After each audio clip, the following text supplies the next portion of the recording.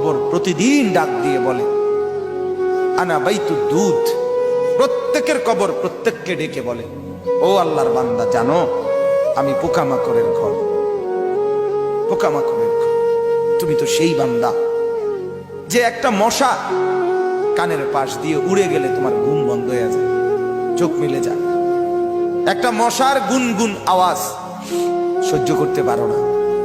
একবার কয়েল, একবার অ্যারোসল, একবার মশারি, এরপরেও তুমি চাও যে একটা মশাও যেন আমার কানের কাছে গুনগুন না করে। তো 5 ঘন্টার ঘুমের জন্য, 6 ঘন্টার ঘুমের জন্য বান্দা এই যত্ন নিলা, অনন্তকাল কিংবা বছরের পর বছর কবরের যে ঘুম দিবা, পড়ে থাকবা সেই ঘরে, পোকা মাকড়ের ঘর, সেই ঘরে তুমি ঘুমাইবা কেমনে, থাকবা? আমার বাপ, আমি থাকবো কিভাবে?